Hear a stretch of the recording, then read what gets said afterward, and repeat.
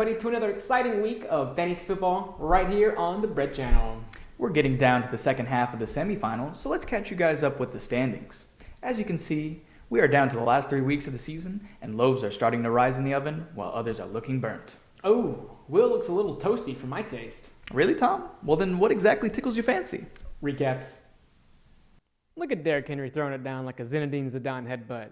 Twice in the last 3 weeks, Derrick Henry has broken 36 points. And honestly, without Henry, Miguel wouldn't be here. Yet, he still is. And he's playing for all the little people out there. So here's a little advice. I've noticed that when you score more than 110 points and your opponent scores less than 100, you almost always win. So try and do that. Miguel leads by 11.5. Caleb took a gamble and started rookie running back Jonathan Taylor. I guess Caleb understands that you miss 100% of the shots you don't take, because his gamble paid off as Taylor exploded for 31 points. I am disappointed, however, to see the Washington football team defense on his bench, which could have given him 8 more points. Caleb, to be the man, you've got to beat the man. Landon by 7.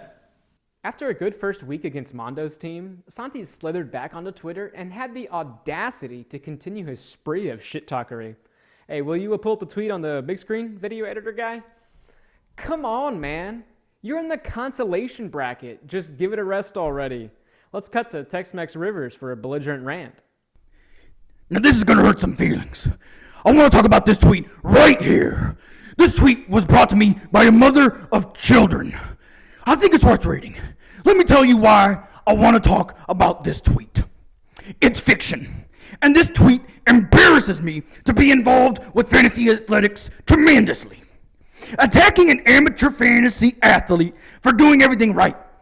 And then you want to write tweets about guys that do things right and downgrade them? The ones that do make playoffs? Are you kidding me? Where are we at in society today? Come after me. I'm a man. I'm 40. Well, that was long-winded. After suffering a heartbreaking loss against Caleb, I really feel like Will might be considering taking his talents to South Beach. What? Does he think he's going to build a super team down there? How many championships does he honestly think he'll win? Not 5, not 6, not 7. I don't think he'll honestly be able to come back from a 3-1 deficit. Scrub. Lon, why is your name that way? You're not really that stupid, are you? Go and get some facts and come back and see me when you have a realistic team. Meanwhile, JT's team is playing like we thought they would. Y'all played each other during the regular season. His team is who we thought they were.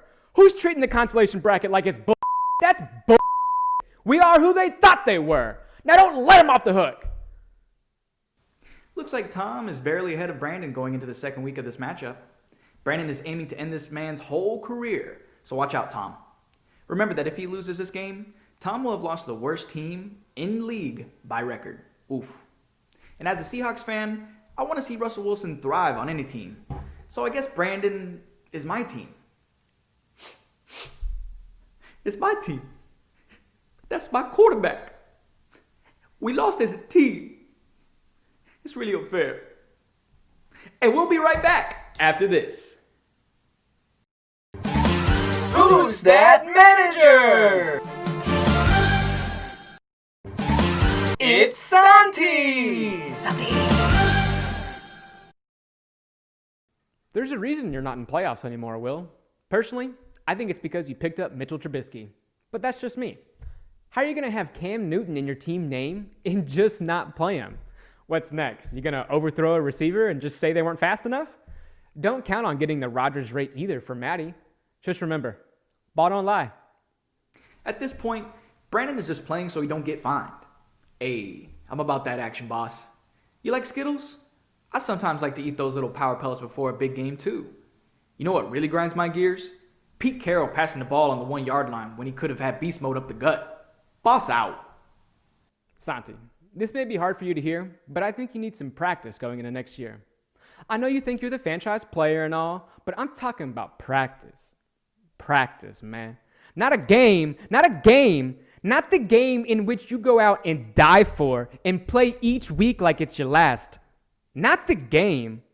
I'm talking about practice. I mean, how silly is that? I'm talking about practice, man. Now, this is what I like about fantasy football. It's one of the greatest things about fantasy football. You play to win the game. Hello, you play to win the game. You don't just play to play it. That's the great thing about fantasy football. You play to win. And I don't care if you don't have any wins. You're gonna play to win. When you start telling me it doesn't matter, then retire. Get out. Because it matters. It's alright? That's what I like about fantasy football. Alright guys, on to the real reason you're still watching this. The championship bracket. Here are your final four. Miguel Gonzalez. University of all right. Raul Escalante, University of Texas at San Antonio. Caleb Kirkpatrick, University of Twitterverse. Landon Jarrell, University of Wilsuck Wayne. Miguel is threatening to take this win worse than Serena Williams during the 2009 US Open. With Darren Waller putting up Madden-type numbers, it's easy to see why Raul might be getting nervous.